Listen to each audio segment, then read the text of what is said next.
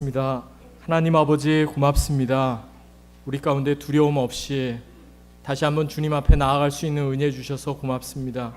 이 시간 주님 앞에 나아갑니다. 주의 은혜를 사모합니다. 말씀 가운데 모였사오니 우리에게 들려주옵소서. 내 입술의 모든 말과 내 마음의 묵상이 오직 주님께 연락되기를 간절히 바라오며 살아계신 우리 주 예수 그리스도의 이름으로 기도하옵나이다. 아멘. 하나님께서 주시는 은혜와 평강이 대강절 네 번째 주일이자 성탄주일 예배 함께하신 여러분과 여러분의 가정 위에 충만하게 임하시길 간절히 기원합니다. 본문 말씀을 중심으로 우리의 평강이 될 것이라, 우리의 평강이 될 것이라는 제목으로 말씀 전하겠습니다.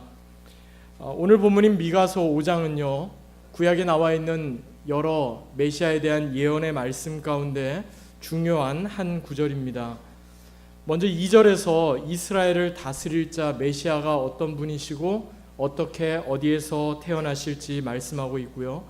3절 이하의 말씀에서는 이스라엘을 다스릴 메시아가 구체적으로 어떤 구원의 능력을 행할지 말씀합니다.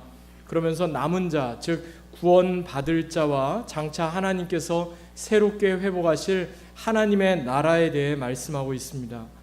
먼저 오늘의 성경 말씀인 미가서 5장 2절 말씀을 보시기 바랍니다. 여러분께서 가지신 주보와 예배당 정면 스크린에도 나와 있습니다.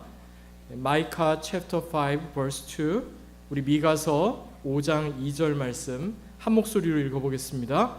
시작. 베들레헴 에브라다야, 너는 유다 족속 중에 작을지라도 이스라엘을 다스릴 자가 내게서 내게로 나올 것이라. 그의 근본은 상고의 태초에니라. 아멘. 이와 비슷한 말씀이 신약 마태복음에도 똑같이 나오고 있습니다. 마태복음 2장 5절 말씀에도 비슷한 말씀이 나오는데요, 비슷하지만 좀 차이가 있어요. 여러분 한번 비교해서 잘 들어보시기 바랍니다. 제가 읽어드리겠습니다. 또 유대 땅 베들레헴아, 너는 유다 고을 중에 가장 작지 아니하도다. 내게서 한 다스리는 자가 나와서 내 백성 이스라엘의 목자가 되리라 하였음이니라. 미가서에는 너는 유다 족속 중에 가장 작을지라도 이렇게 말씀하고 있는데요, 마태복음에 와서는 가장 작다고 말하지 않고 너는 유다 고을 중에 가장 작지 아니하도다 이렇게 말씀이 바뀐 것을 보게 됩니다. 그 이유가 무엇일까요? 이스라엘을 다스릴 구원자 메시아, 그 근본 태초가 하나님이신 그분이 바로 여기에서 탄생하셔서 결국 이스라엘의 목자가 되어 주신다 하는 거죠. 그리고 그 목자 되신 주님이 우리를 구원해 주신다 하는 거죠.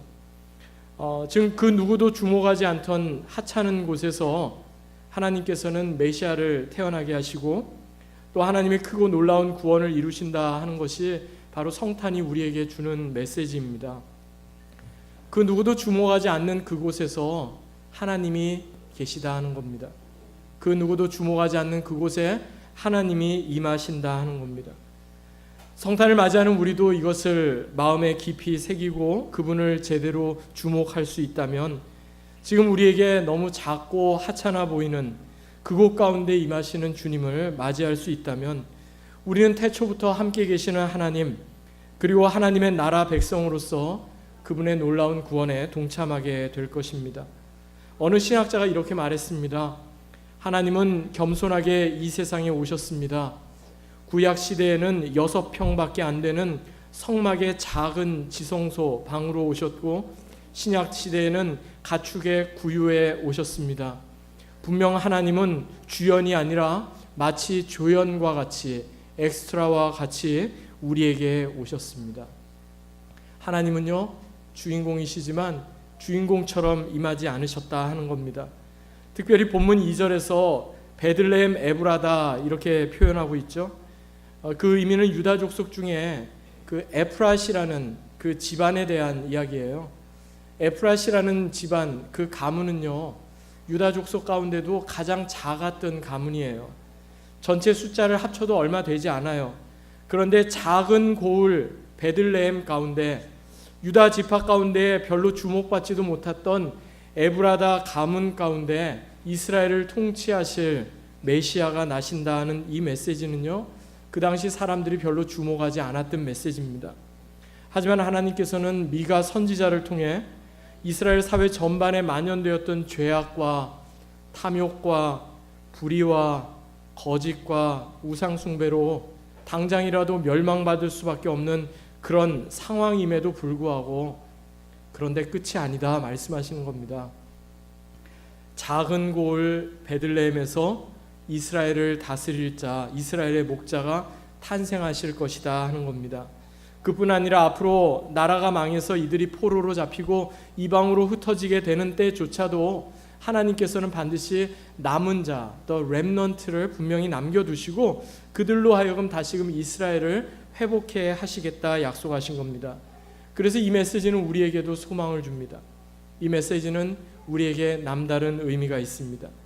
중요한 것은 과연 우리는 이처럼 작고 연약한 모습으로 임하고 계시는 예수님을 주목하고 있는지, 과연 우리는 이스라엘의 남은 자, 하나님 나라의 온전한 백성으로 그 남은 자로 충실히 살아가고 있는지 하는 부분입니다.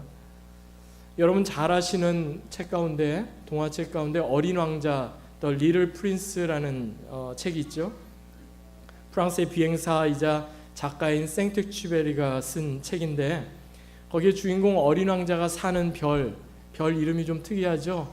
B612라는 작은 소행성에서 삽니다. 그런데 그 어린 왕자가 매일 아침마다 하는 두 가지의 일이 있습니다. 하루도 빼놓지 않고 아침에 일어나면 꼭 하는 두 가지 일이 있습니다. 첫 번째는 언제 터질지 모르는 화산을 청소하는 일이고요. 두 번째는 매일같이 무섭게 자라는 바오밥 나무의 뿌리를 뽑는 일입니다. 우리 가운데 임하시는 예수님, 그분으로 인해서 하나님의 평강을 누리고 끝까지 신실하게 이스라엘의 남은 자로 살기 위해 우리에게도 어쩜 이 두 가지 일이 필요한지 모르겠습니다. 첫째는 어린 왕자가 그랬던 것처럼요, 우리도 보통 때는 괜찮은 것 같은데 언제 터질지 모르는 죄악의 화산, 우리 안에 분노, 매일같이 청소하고 쓸어내어야 하는 겁니다. 손님이 오면은 우리가 집안을 청소하듯이 주님을 우리 가운데 날마다 새롭게 맞이하기 위해서 우리 안에 있는 죄악된 것과 분노를 하나씩 쓸어내는 겁니다. 그것을 그대로 놔두면요, 언젠가는 화산이 터지듯 폭발하게 되는 거죠.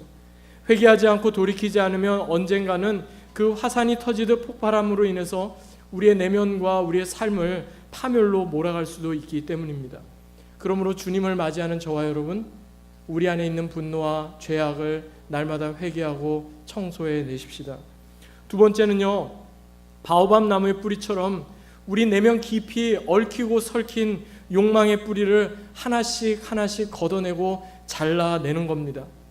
지금 우리 내면에 너무 깊은 곳에 숨겨져 있어서 그게 보이지도 않아요. 문제가 되는 것 같지도 않아요. 그런데 어떤 다른 환경을 만나고 어떤 자극을 받게 되면 영락없이 우리 안에 숨겨져 있던 그 더러운 죄성은 드러나게 되어 있습니다. 분노와 욕망과 분노, 이거는요 누가 가르쳐 준 게 아니에요. 그런데 많은 학자들이 이야기하는 걸 들어보면요, 가장 어렸을 때부터 우리 인간이 저절로 습득하게 되는 두 가지 죄가 있는데 그게 바로 말씀드린 분노고 또한 욕망이래요. 어린아이들도요, 착하고 순진한 것 같은데 그 어린아이들의 심령 가운데 누가 가르쳐주지 않아도 분노가 있고요, 누가 가르쳐주지 않아도 그들의 심령 가운데 욕망이 있는 거죠.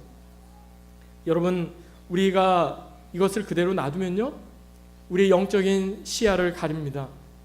영적인 감각도 무뎌지게 만듭니다. 하나님께서 예수 그리스도를 통해 우리에게 허락하신 그 평강을 평강으로 누리지 못하게 되는 겁니다. 다윗이 시편 27편에서 이렇게 고백합니다. 군대가 나를 대적하여 진칠지라도 내 마음이 두렵지 아니하며 전쟁이 일어나 나를 치려 할지라도 내가 오히려 안연하리로다. 다윗이 갑자기 그리고 감히 이렇게 고백할 수 있었던 게 뭘까요? 그 안에 자기의 죄악의 그러한 분노, 그 욕망이 사로잡히려고 할 때마다 그는 계속해서 그거를 거부하고 그것이 자기 자신의 자리를 잡지 않도록 날마다 하나님의 은혜를 구하고 하나님께서 날마다 그의 심령을 밝히 비춰주시고 또한 그에게 하나님께서 생명으로 인도해 주셨음을 그가 믿고 의지했기 때문에 가능한 일이었습니다. 이것이 다윗으로 하여금 그의 평생의 삶 가운데 하나님의 마음에 합한 자로, 또한 하나님을 추구하는 자로 그렇게 살아가게 만들었던 귀한 원동력이 되었던 걸 봅니다.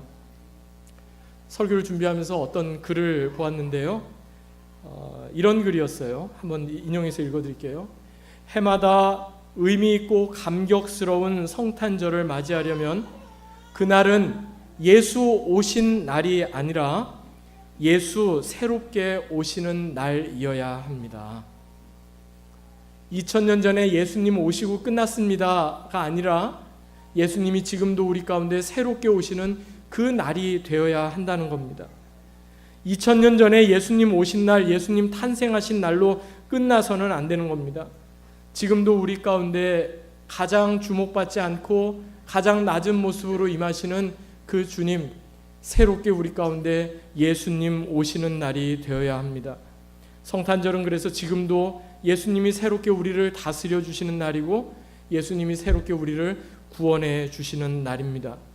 무엇보다도 예수님으로 인해 우리의 평강이 될 것이라 오늘 말씀한 것처럼요, 지금도 우리 가운데 평강으로 임하시고 소망으로 임하시고 기쁨으로 임하시고 그리고 사랑으로 임하시는 그 주님을 주목하실 수 있기 바랍니다.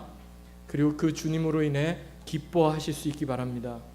예수님으로 인해 참된 은혜와 평강을 누리시는 저와 여러분 되시기를 우리 주 예수 그리스도의 이름으로 간절히 축원합니다. 아멘. 기도하겠습니다. 하나님 아버지 고맙습니다. 예수님으로 인해 참된 평강을 누리게 하여 주시고 우리도 매일매일의 삶 가운데 예수님 새롭게 오시는 그 날을 경험하며 또 남은 자로서 그렇게 살아가게 하여 주옵소서. 예수님 이름으로 간절히 기도하옵나이다. 아멘.